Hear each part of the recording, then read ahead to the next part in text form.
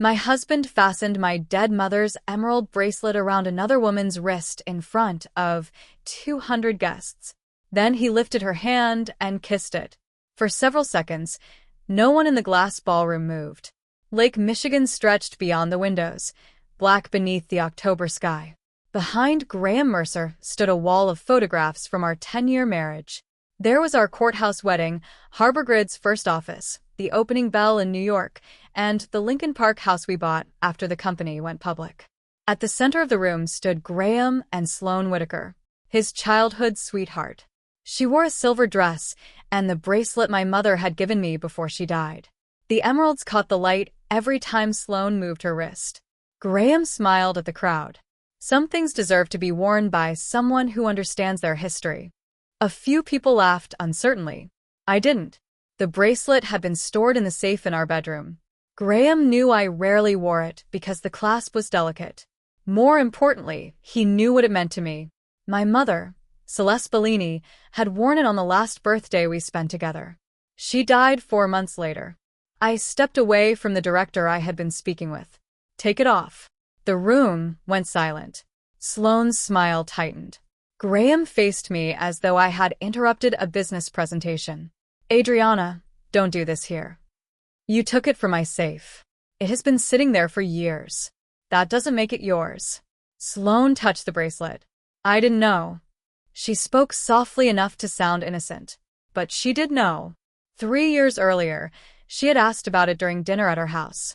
I told her it was the only piece of my mother's jewelry I had kept. Graham lowered his voice. This is our anniversary party. Try not to turn everything into a confrontation. I studied the photographs behind him. 10 years. I had helped Graham build Harbor Grid Technologies from 4 employees and a borrowed conference room into a public logistics software company worth more than $1 billion. I introduced him to terminal operators who would not return his calls. I persuaded investors that his software could modernize freight movement across the Great Lakes. When Harbor Grid nearly ran out of cash during its 3rd year, I helped secure the financing that kept it alive. I also took his mother to medical appointments, paid his brother's college tuition, and covered the rent on his younger sister Olivia's apartment after she lost her job. For 10 years, I treated Graham's family as my own. Now he was telling me not to cause a scene while his former girlfriend wore my mother's bracelet. Take it off, I repeated. Graham's expression hardened. No. The answer was quiet. That made it worse. Sloane looked between us. Graham, maybe I should. Keep it on. He never took his eyes off me. Adriana has spent her whole life locking things away because she's afraid someone will take them. Jewelry, money, people. Several guests looked down at their drinks. Everyone in Chicago knew who my father had been. Vittorio Bellini had controlled gambling, construction kickbacks, and freight theft across part of the city for more than 20 years. Newspapers had called me a mafia princess before I was old enough to drive. I hated the phrase. I hated the guarded cars, the men outside my school, and the way adults lowered their voices when my father entered a restaurant. After he died, federal prosecutions dismantled most of what remained of his criminal organization. I thought that life was finally over. Graham once told me he loved me despite my name. That night, he used it as a weapon. You're right, I said. I should stop protecting things that aren't worth keeping. His confidence slipped for a moment. Then the orchestra started playing again, and several guests pretended the confrontation had ended. I took my coat and left the ballroom. Graham didn't follow me. That should have told me everything. It still wasn't the worst thing I discovered that night. Our regular driver had taken an elderly guest home after she became ill. I waited nearly half an hour in a private lounge while the hotel arranged another car. I later learned that Graham and Sloane slipped out through the service entrance less than 5 minutes after I left the ballroom. They took her car. By the time I reached our house in Lincoln Park, they were already upstairs. I entered through the side door because the front steps were slick from the rain. The hallway lights were on. Graham's tuxedo jacket lay across the back of a chair. I stopped. Then I heard Sloane laugh upstairs. Not the careful laugh she used at fundraisers. A low, private laugh. I walked to the bedroom. The door was open. Graham stood barefoot beside our bed with his shirt unbuttoned. Sloane sat against my pillows wearing my robe. My mother's bracelet was still on her wrist. Neither of them spoke. Graham reached for his shirt. Sloane pulled the robe closed. I looked at the bed where I had slept beside my husband for 9 years. Then I looked at the bracelet. Take it off and put it on the dresser. Sloane stared at me. Adriana. Now. She unclasped it with shaking fingers. The delicate clasp bent as she pulled it free. Graham stepped toward me. I can explain. No. My voice sounded calmer than I felt. You can explain it to my attorney. I picked up the bracelet and slipped it into my coat pocket. Graham moved into the doorway. Don't be dramatic. You brought her into our bed. Our marriage has been over for a long time. That's interesting. You forgot to tell me. You're never here emotionally.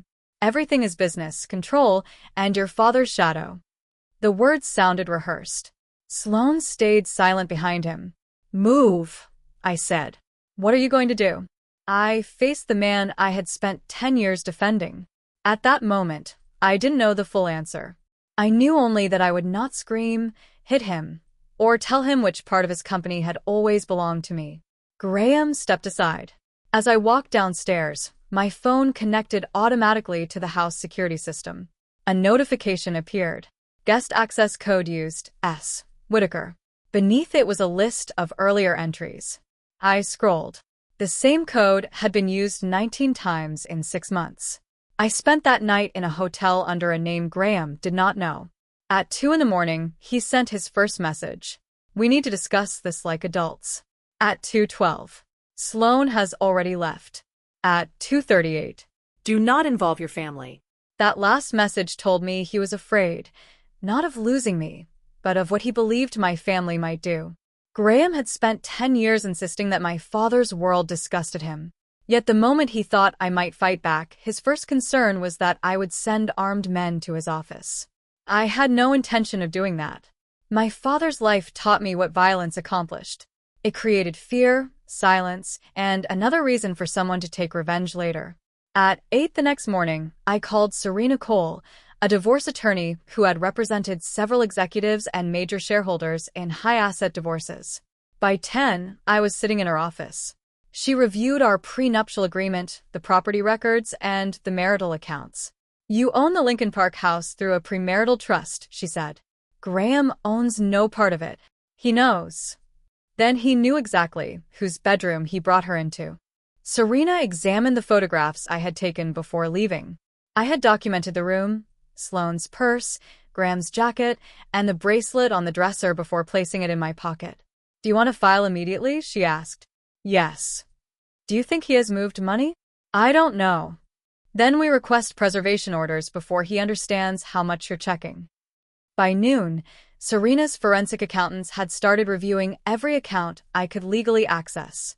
I contacted the security company and requested a complete copy of the entry logs for my property. Because the house belonged to my trust and I was the account holder, the records were mine. Graham had created Sloane's guest code. She had used it 19 times. Most entries happened while I was traveling. 3 occurred on nights when Graham told me he was working late. 1 happened while I was downstairs hosting his mother's birthday dinner. Sloane entered through the rear service door, went upstairs, and left 40 minutes later. I stared at that record for a long time. Graham had sat across from me that evening, holding his mother's hand while we sang to her. Sloane had been in my bedroom. At 3 that afternoon, I met Reese Morgan. Reese was a licensed private investigator and former federal financial investigator. She wore a navy suit, no jewelry, and the expression of someone who had learned never to react too quickly. I don't investigate adultery for revenge, she said. I'm not interested in revenge. What are you interested in? Whether my husband used marital or corporate funds to support the affair. That I can investigate. I gave her the access records, public company filings, and the name of the charitable foundation Sloane managed for HarborGrid. Reese asked how Graham and I had met. At a transportation conference. Did he know who your father was? Not when we first spoke. You're sure? He said he found out after our 3rd date. Reese wrote something down. What made him interested in you? 10 years earlier, I would have said my intelligence, my humor, or the way we could talk until dawn. Now I gave her the practical answer. I had relationships with terminal operators, rail companies, and infrastructure investors. Relationships you inherited from your father? Some of them. My father's legitimate businesses had owned warehouses, trucking depots, and minority interests in freight terminals. Not every dollar connected to the Bellini name came from crime. That distinction had always mattered to me. It had apparently mattered to Graham for different reasons. When I returned to the hotel, Graham was waiting in the lobby. He stood when he saw me. Your attorney sent papers to the house. I filed for divorce. After one night? After 19 visits. His face changed. I held up a printed copy of the access log. For once, Graham had no immediate answer. Then he recovered. You were monitoring me? It's my security account. You always do this. You collect information and use it to manipulate people. You gave your mistress a key to my house. She isn't my mistress. I held his gaze. He exhaled. Fine. The relationship began recently. 19 visits. We were confused. No. You were comfortable. People crossed the lobby around us. Graham lowered his voice. If you make this public, you'll destroy the company. Your affair isn't in Harbor Grid's financial statements. Sloan runs the foundation. A scandal affects donors and partners. Then you should have considered that before using my bedroom. He stepped closer. You think you can walk away and take everything? I haven't told you what I'm taking. His eyes narrowed. That was the first moment he understood I might know something he didn't. The next afternoon, Reese called. I found the investigator your husband hired before your first date. I gripped the phone. What investigator? Graham Mercer commissioned a background report on you 11 days before the transportation conference. The hotel room seemed to tilt. He knew who you were before he introduced himself. The investigator, who researched me, was named Paul Denton. He had retired to Arizona and initially refused to speak with Reese. Then she explained that the matter involved a pending divorce and possible misuse of public company funds. He agreed to provide the invoice and the non-privileged sections of his report. The date was 11 days before Graham and I met. The client was Graham Mercer. The subject was Adriana Bellini. The report included my father's criminal history, my mother's estate, the legitimate Bellini businesses, and the names of terminal operators who still return my calls. One line made my hands go cold. Subject is believed to have limited involvement in family operations, but may retain access to substantial clean capital and infrastructure relationships. Graham had not discovered my identity after our third date. He had selected me because of it. Reese placed another document on the table. It was Harbor Grid's earliest investor presentation, created when the company was still called Mercer Freight Systems. One slide read, Strategic Path to Market. Leverage legacy relationships within Great Lakes Terminal Network. The file had been created 3 months before Graham told me about his business idea. You were the strategy, Reese said. I closed the folder. For years, Graham had told the story differently. According to him, I was the first person who believed in his vision. I inspired him to think bigger. Our marriage proved people were not defined by their families. The truth was less romantic. He had wanted access. I had provided it. Can we prove he knew about the report? I asked. The invoice came from his personal account. I also found emails between him and Denton. Reese slid a printed message toward me. I need to know whether the Bellini assets are truly finished or merely quiet. If the daughter controls any of them, identify which relationships remain usable. Usable. Not valuable. Not legitimate. Usable. I wanted to call Graham, read the email aloud, and hear him attempt to explain it. Instead, I forwarded everything to Serena. Then I called Harbor Grid's lead independent director, Naomi Pierce. Naomi had served as chief operating officer of a national rail company before joining our board. She had known me for 7 years and trusted almost no one. I need to report a potential governance issue, I said. Does it involve Graham? Yes. Corporate or marital? Both. She paused. Send it to independent counsel. Do not send it through Harbor Grid's internal legal department. Her answer told me she had concerns of her own. By evening, Harbor Grid's outside attorneys had received the investigator's invoice, the access logs, and a preliminary summary of possible company expenses connected to Sloan. The expenses were worse than I expected. Harbor Grid's charitable foundation had paid for a luxury apartment Sloan used in New York, private travel described as donor outreach, and hotel stays on nights when Graham claimed to be meeting investors. The foundation had also paid for an insurance policy covering my mother's bracelet after Graham removed it from my safe. A consulting contract had gone to a company owned by Sloan's brother.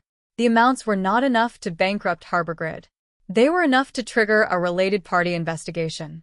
That evening, Graham called from an unknown number. I answered. "What did you send to Naomi?" asked Naomi. "You're using a divorce to interfere with a public company. You used a public company to finance your affair. The apartment belongs to the foundation.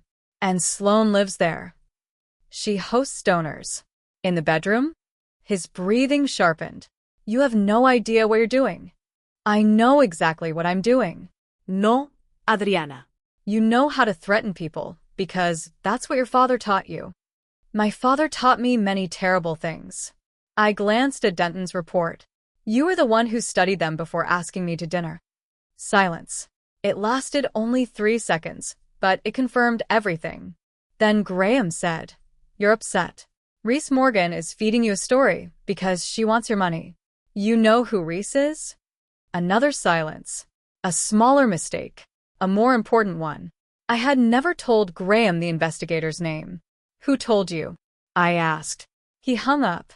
20 minutes later, Reese called. "Someone tried to obtain my former employment records through a private data broker this afternoon." Who? "I'm still tracing it. Are you safe?" "Yes." She sounded angry, not afraid. "Your husband has started fighting back." The next morning, Harbor Grid's stock dropped 12% before lunch. A major business network had received an anonymous package. The headline appeared across the screen. "Mafia heiress secretly influenced Harbor Grid's rise." Graham had decided that if I investigated him, he would put my father on trial instead. The television report used photographs of me as a teenager leaving federal court with my father. They showed armed guards, black sedans, and reporters shouting questions. The segment did not mention that I had never been charged with a crime. It did not mention that I had spent most of my adult life separating legitimate Bellini assets from criminal money. Instead, the host asked whether Harbor Grid had been built on mob-connected access to America's freight infrastructure. By noon, 3 customers requested compliance calls. 2 institutional investors demanded an independent review. Graham released a statement without consulting the board. Harbor Grid Technologies has always operated independently of the Bellini family. Recent allegations appear to be part of a personal dispute initiated by my estranged wife. He called me his estranged wife before the divorce papers had even been served. He also claimed Harbor Grid had always operated independently of my family. That was false. The company's public filings disclosed contracts with Lakefront Terminal Services, a legitimate infrastructure company built from assets once owned by my father. What Graham did not say was how dependent Harbor Grid had become on those contracts. Nearly a third of its deployment revenue came from 3 terminals operated by Lakefront. The contracts included compliance provisions.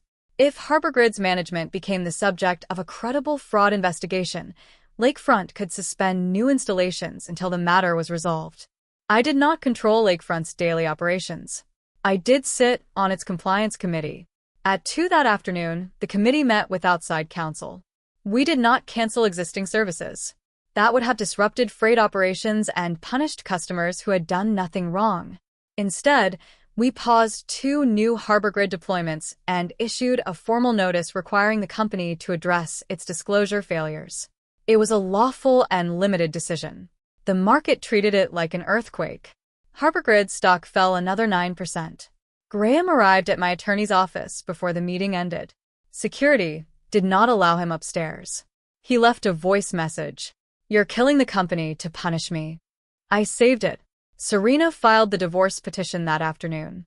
She also requested temporary orders preserving marital assets and preventing either of us from moving disputed property. We did not freeze every account. We restricted only the accounts showing unexplained transfers to the Foundation and Sloan's consulting network. The distinction mattered. I was not trying to destroy everything Graham had built. I was trying to stop him from moving anything else before investigators could see it. That evening, Michael Sarah came to my hotel. Michael had been my father's attorney for more than 30 years. He was also one of the trustees overseeing the legitimate Bellini assets after my father's death. He wore a charcoal coat and carried no umbrella despite the rain. "You should come home," he said. "I am home. You know what I mean." Michael never called it the organization or the family business. He called it home. There are still people loyal to your father. I don't want them. They could end this in one night. How? Graham has lenders, partners, and directors. Everyone is afraid of something. No. He humiliated you publicly. He used your name and your money. And I'll answer with lawyers, contracts, and votes. Michael smiled without warmth. You still believe respectable people play by respectable rules. I believe evidence lasts longer than fear. He removed a folder from his coat. Inside was a copy of the Mariner Voting Trust. My father created it before his death. The trust held a substantial block of early Harbor Grid shares purchased through North Quay Partners. For 10 years, an independent trustee had controlled the votes. That period was about to expire. What do you want? I asked. Sign a voting proxy. In your favor? I know how to protect the assets. You mean control them? I mean stop Graham from diluting them before you're ready. I closed the folder. Leave it. Michael did not move. You think this is only about your marriage. It stopped being about my marriage when he used company money. You are still your father's daughter. No. I met his eyes. I am the woman who survived being his daughter. Michael stood. At the door, he paused. Graham has scheduled an emergency financing vote. What kind of financing? A private placement. My stomach tightened. If Harbor Grid issued enough new shares to friendly investors, the Mariner Trust's voting power could be diluted before it transferred to me. Graham was not only defending himself. He was trying to erase my last legal advantage. The proposed private placement appeared in Harbor Grid's board materials the next morning. Graham described it as emergency capital needed to stabilize the company after Lakefront paused the new deployments. The buyer was a private equity firm called Redstone Atlantic. Redstone offered $80 million in exchange for newly issued shares, 2 board seats, and the right to purchase Harbor Grid outright within 18 months. The price was far below what the shares had been worth a month earlier. Naomi Pierce called me. Graham wants the board to vote tomorrow. Can he do that? He can ask. Will the independent directors approve it? If they believe the company has no other option. The placement would reduce the voting power of existing shareholders, including the Mariner Trust. It would also give Graham time to negotiate his own exit package. He's selling the company, I said. He'll say he's saving it. Naomi lowered her voice. Do you have evidence that the related party payments were intentional? Not yet. Then find it. The board could suspend Graham based on credible misconduct. Removing him permanently required more. That afternoon, I met Reese at a quiet restaurant near the river. She had traced the request for her former employment records to a private data broker hired by the public relations consultant working for Sloan. The same consultant had leaked the photographs of me leaving court with my father. Sloan gave the reporter the material, Reese said. On Graham's instructions? I can't prove that yet. She handed me another document. It was a draft communications plan titled Founder Protection Strategy, Reframe Bellini Influence as Governance Threat. The plan recommended describing me as emotionally unstable, obsessed with control, and connected to legacy criminal networks. It also proposed presenting Sloan as a stabilizing public figure. Where did this come from? An unsecured vendor portal. Can we use it? The special committee can demand the original legally. This copy tells us where to look. I turned to the next page. The campaign had been drafted 3 weeks before our anniversary party. Graham had prepared to discredit me before I discovered the affair. The bracelet was not a drunken mistake. The public humiliation was part of a transition. He intended to replace me socially, professionally, and financially. My phone rang. Sloan. I almost ignored it. Then I answered. We need to meet, she said. No. Graham is going to make me responsible for the foundation expenses. That sounds like a problem for your attorney. I have something you need. What? A recording. I said nothing. Sloane continued. You think he chose me? Her voice shook. He didn't. We met in a private room at her attorney's office. Sloane Warno Makeup. Her wrist was bare. The bracelet had been in my possession since the night I found them in my bedroom. I know saying I'm sorry won't mean much, she said. It won't. Her attorney placed a phone on the table. Sloane had recorded a conversation with Graham 2 nights before the anniversary party. The conversation occurred in New York. Her attorney confirmed that she had legally recorded a discussion in which she was a participant. The audio began with Graham discussing the anniversary announcement. Sloane asked, "After you leave, Adriana, when do we go public?" Graham replied, "After Redstone closes." "And the divorce?" "I'll offer her enough to disappear. She owns the house and more shares than you do." "Not after the placement." Sloane's voice sharpened. "You told me we were building this together." "We are." No. "You're planning to sell." Graham sighed. The company was always the point. A long pause followed. Then Sloane asked, "What happens to me?" "You'll have the foundation and enough money to start over." "You're leaving me too." "I'm solving the problem." The recording ended. Sloane faced me. "He planned to leave both of us. You helped him humiliate me. I thought he was finally choosing me. You wore my mother's bracelet." Her face tightened. "I wanted you to feel what I felt when he married you." For the first time, her motive made sense. It did not make her innocent. "What do you want?" I asked. "Protection from the board investigation." "I can't promise that. I want Graham stopped." "So do I." "That doesn't make us allies." Sloane looked down. "No." "It makes us 2 women he believed he could use separately." Her attorney delivered the recording to Harbor Grid's special committee. When I stepped into the hallway, Michael Cera was waiting. He looked at Sloane's attorney, and then at me. "You're running out of time." "I know. The proxy would solve this." No. "Then Graham will dilute the trust tomorrow." I stepped closer. "You knew he investigated me before our first date." Michael said nothing. His silence was enough. "You knew," I repeated. He asked questions. "And you answered." "I believed an ambitious outsider could move the legitimate assets away from your father's reputation. You allowed him to target me because his company was useful. I believed he loved you. You believed you could keep him useful." Michael's expression hardened. "Your father built something that could have survived. My father built a prison. And you're about to lose the only power he left you." I removed the trust folder from my bag. "Not anymore." The Mariner Voting Trust had been designed to last 10 years after my father's death. During that period, an independent trustee voted the Harbor Grid shares. My father claimed the structure protected me from accusations that a public company was being controlled through criminal influence. Michael always described the trust as a wall between me and the Bellini assets. What he rarely mentioned was the succession clause. At the end of the 10-year term, voting authority did not remain with the trustees. It transferred to me. The transfer date was the following Monday. Graham's emergency financing vote was scheduled for Friday. He was trying to dilute the trust before I could control it. Michael offered a solution. "If you appoint me as temporary voting proxy, I can vote now. And after Monday?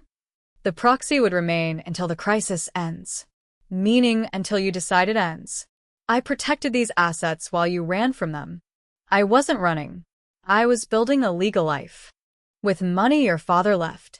With money that has been audited, taxed, and placed under federal compliance agreements." Michael leaned toward me. "You think that makes people forget your name?" No. "I think it prevents my name from owning me." He pushed a pen across the table. "Sign." I pushed it back. "What happens if I refuse?" "Redstone buys at stake. Graham remains chief executive. The trust becomes nearly irrelevant. Unless the board delays the vote. They won't without proof." I had Sloane's recording. We had the investigators' report, the foundation expenses, and the communications plan. The strongest evidence still sat inside Harbor Grid servers. The special committee needed time to retrieve it. I called Naomi. Request a 48-hour delay. On what grounds?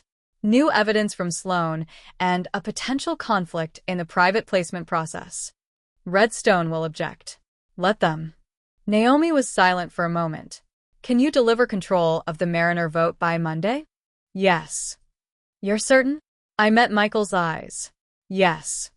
The board delayed the private placement by 2 votes. Graham responded publicly.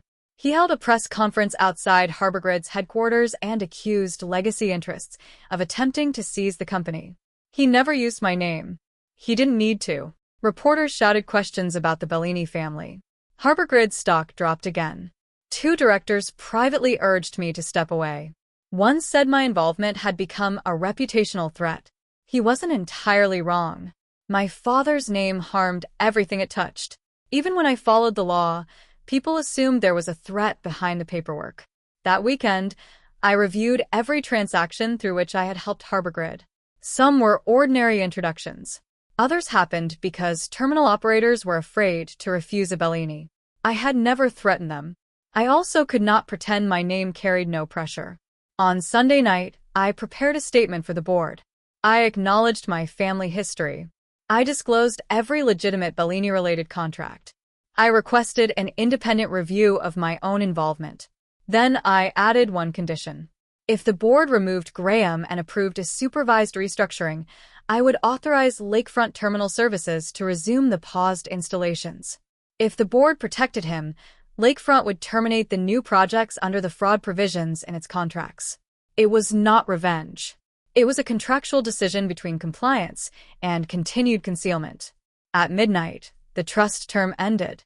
At 12:01, control of the Mariner votes transferred to me. Michael called. You've made a mistake. No. You need me. I needed the documents you were legally required to provide. You can't manage these people alone. I'm not going to manage them. What does that mean? It means the Bellini organization ends with my father. That morning, I removed Michael as my personal advisor and petitioned the court to review his conduct as trustee. He had believed helping me reclaim power would make me dependent on him. Instead, he gave me the final reason to cut the old system away. At 9, HarborGrid announced an emergency shareholder meeting. Graham still believed Redstone would save him. He did not know that Redstone's managing partner had called me the night before. Redstone Atlantic did not care about my marriage. It cared whether HarborGrid's financial statements could survive regulatory review. The firm's managing partner, Elaine Porter, spoke without emotion. If Graham authorized false foundation payments or concealed related party expenses, we won't proceed under the current proposal. He believes you will. He believes we want the company badly enough to accept him as part of the package. Do you? No. Elaine had already discussed another structure with HarborGrid's independent directors. Redstone might provide rescue financing if Graham resigned. The company corrected its disclosures, and independent oversight was approved. The plan Graham had presented as his rescue had quietly turned against him. He didn't know. The emergency meeting took place in HarborGrid's main conference center. Because the company was public and the vote involved a major financing, shareholders could watch through a secure live stream. Graham sat at the center of the long table. Sloan was absent. Michael sat in the back row as an observer, his expression unreadable. I took a seat beside Serena. Graham looked at me and smiled. He still believed the trustees controlled the Mariner shares. The board chair opened the meeting. The special committee's attorney began with the foundation expenses. The presentation showed payments for Sloan's apartment, travel, consulting agreements, and personal security. Graham claimed every expense had served a charitable purpose. Then the attorney displayed the guest records from my house and the insurance policy covering my mother's bracelet. The mood in the room changed. These were no longer questionable administrative expenses. Corporate funds had supported the chief executive's private relationship. Graham leaned toward his lawyer. The next evidence involved the public relations campaign. HarborGrid's server records showed that Graham had reviewed and commented on the draft titled Founder Protection Strategy.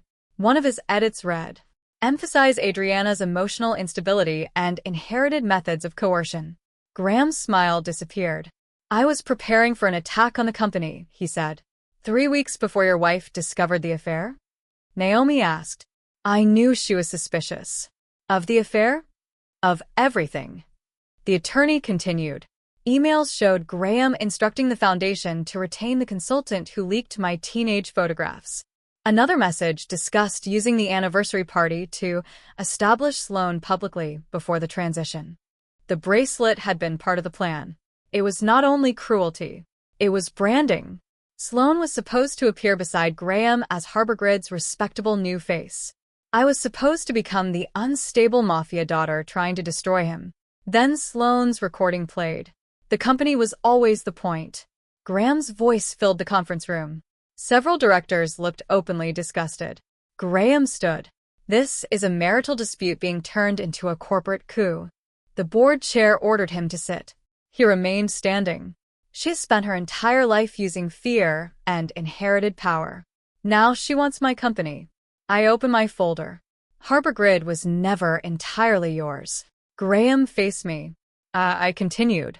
North Quay Partners financed the company's first institutional round. I know. The Mariner Voting Trust controls those shares.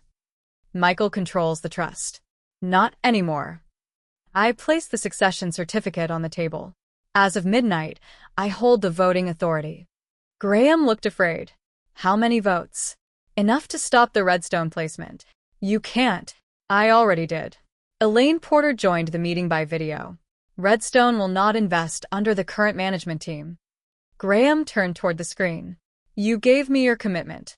We gave Harbor Grid a conditional proposal. You said. The condition was credible governance. Elaine looked directly at him. You no longer satisfy it. The board called a recess before the vote. Graham followed me into the hallway. You planned this. No. You waited until the trust transferred. I didn't know about the affair when my father created the trust. You know what I mean. He lowered his voice.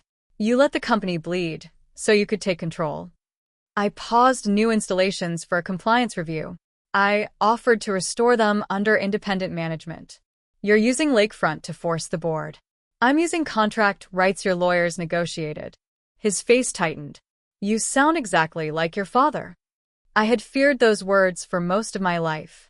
That day, they no longer controlled me. My father would have sent men to your house. I glanced toward the conference room. I brought documents. The meeting resumed 40 minutes later. The independent directors considered 3 resolutions. The first suspended Graham as chief executive while regulatory investigations continued. The second canceled the proposed Redstone private placement. The third created a restructuring committee with authority to correct financial disclosures and negotiate supervised financing. The Mariner Trust voted in favor of all 3. Several institutional shareholders that had previously supported Graham followed. He was suspended by a wide margin. He remained a shareholder. He was no longer the chief executive. The board referred the foundation payments, disclosure failures, and attempted share dilution to Securities Council and the appropriate federal authorities. No one applauded. Public companies did not collapse like villains in a stage play. The decision caused immediate damage. Trading in Harbor Grid shares was halted. Banks reviewed the company's credit. Customers demanded new guarantees. Employees gathered in the cafeteria, terrified that they would lose their jobs. I had won the vote. I did not feel victorious. The restructuring committee asked me to serve as interim chair. I declined. My role is already too conflicted. Naomi accepted the position. I agreed to advise on the terminal contracts, but requested an independent review of every Harbor Grid agreement connected to my family. Michael found me outside the building. You could control the company now. I don't want it. Then why fight? To stop Graham from stealing it. And after that? Professionals will run it. Michael shook his head. Your father would not understand you. That may be the kindest thing anyone has ever said to me. He stepped closer. You think the old world is gone because you sign enough compliance forms? No. I think it survives when people like you keep telling the next generation they have no choice. His expression went still. For years, Michael had spoken to me like a guardian. Now I understood what he really wanted. He had never needed me to be safe. He needed me to remain useful to the structure my father left behind. I walked away. He called my name, but I did not turn. Over the following weeks, federal agents executed search warrants at HarborGrid's headquarters and the foundation office. Sloan surrendered her phone and financial records. Graham's attorneys issued statements denying criminal intent. HarborGrid disclosed that earlier reports might contain material errors. When trading resumed, the stock opened at less than half its previous value. My own wealth fell with it. So did the retirement accounts of employees who had invested heavily in company shares. That was the part revenge fantasies never included. Wrongdoing did not punish only the people who committed it. The damage spread outward. The restructuring committee secured temporary financing to make payroll. Lakefront resumed essential software support but kept the new installations paused. HarborGrid sold 2 non-core divisions. Hundreds of employees kept their jobs. More than 100 lost theirs.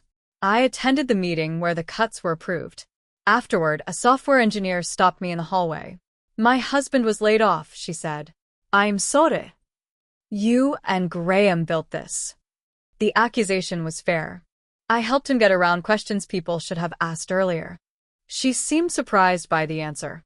"I thought he deserved trust," I continued. "I was wrong." An independent review later concluded that I had not participated in the fraud. It also found that I had used my relationships to accelerate HarborGrid's early contracts. I had not demanded the same documentation I would have required from another founder. I resigned from Lakefront's compliance committee for 1 year. I also surrendered my advisory fee from the restructuring. Accountability could not belong only to the people I hated. Graham's legal position weakened over the next 4 months. Investigators found that he had approved foundation reimbursements despite knowing Sloan personally benefited from them. They also recovered messages showing that he viewed the private placement as a way to neutralize the Bellini block. The most damaging evidence came from an archived email account. Shortly before proposing to me, Graham had written to Paul Denton. "Once the company is public, her family's usefulness becomes a liability. The goal is to separate the asset relationships from the name." He had planned the ending before the beginning. Sloan entered a cooperation agreement. She admitted participating in false expense reports, the media campaign, and the plan to shift liability onto me. She did not become a hero. She cooperated because the alternative was carrying Graham's crimes alone. Through her attorney, she returned the foundation's insurance records for my mother's bracelet and admitted that corporate money had been used to insure it. The clasp had been bent when she removed it in my bedroom. I had it repaired and placed the bracelet in a bank vault. Michael Serra was removed as trustee after a court review found that he failed to disclose conflicts and pressured me to give him broader authority. He was not charged with participating in Graham's fraud. His influence ended anyway. The legitimate Bellini companies received new independent boards. Any business that could not document clean ownership and lawful income was sold or dissolved. For the first time, the Bellini name was losing power because I chose to dismantle it, not because another family had defeated it. Graham requested a private meeting through his attorney. Serena advised against it. "You owe him nothing." "I know. Then why go?" "I want to hear what he asks for when there is nothing left to negotiate." The meeting took place at his attorney's office. Graham looked older. His tailored suit hung loosely from his shoulders. He had lost the company, his board seat, and access to most disputed assets.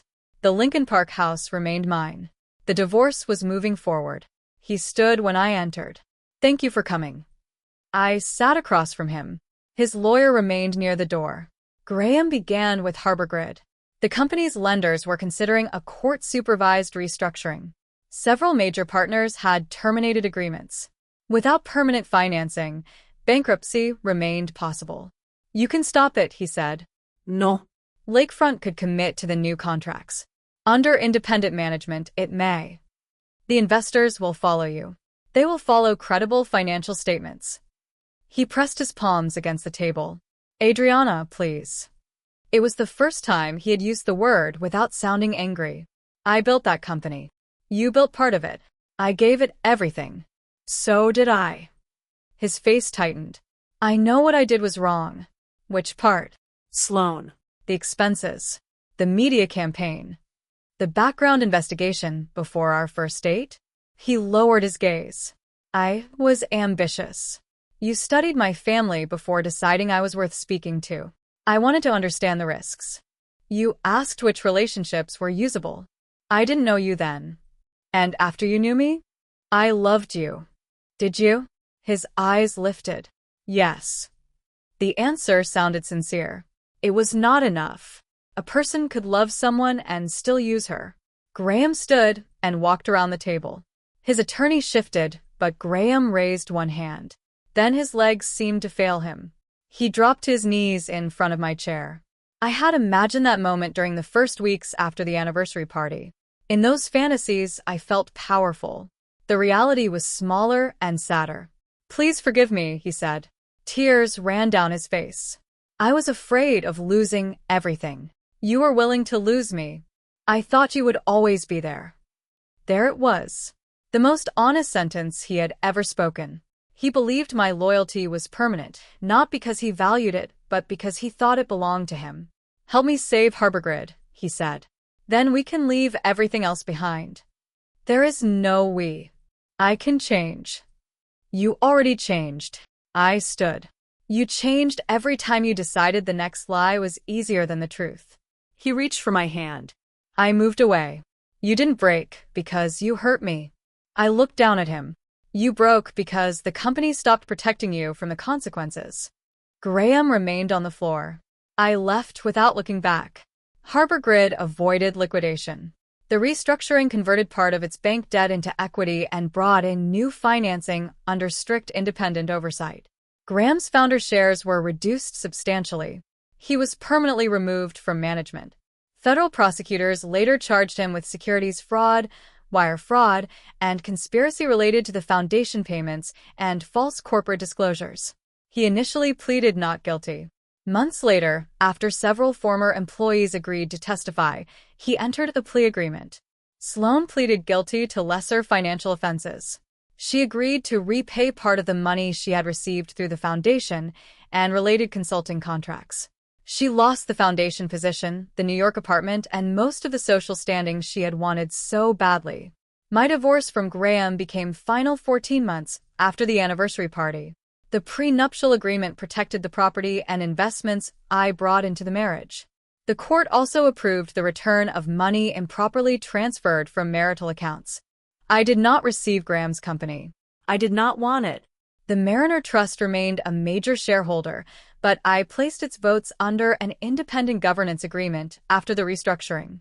HarborGrid needed professional management, not another family ruler. Naomi Pierce became chair. A former logistics executive became chief executive. Olivia Mercer joined the compliance department after cooperating with investigators about questionable family payments. She started in a mid-level role. No one handed her control because of her last name. I never recovered all the money I lost when HarborGrid stock collapsed. Neither did many employees. My decision to trust Graham had consequences beyond my marriage. For the next year, I helped rebuild Lakefront Terminal Services' compliance system. Every contract involving a family relationship required outside review. Political contributions, consultant payments, and intermediary fees had to be disclosed internally. Several longtime Bellini managers resigned. Others accused me of betraying my father. They were right about one thing. I was betraying what he had built. That was the point. Michael Cera requested one final meeting. I refused. He sent a letter saying the Bellini name would disappear without someone willing to defend it. I placed the letter in a file and never answered. Names were not living things. They did not deserve protection more than people did.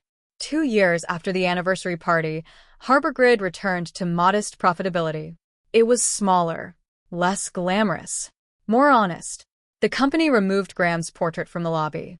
Naomi asked whether the board should install one of the new leadership team. I told her to leave the wall empty.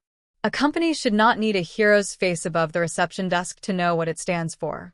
The final Bellini warehouse on the south side was sold 3 years after the anniversary party. It had once been used for legitimate freight storage. It had also appeared in too many federal files. I stood outside while the new owner's sign went up. Reese Morgan joined me.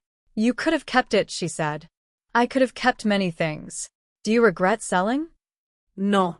The proceeds went into a fund supporting small transportation businesses harmed by corruption, freight theft, and coercive contracting.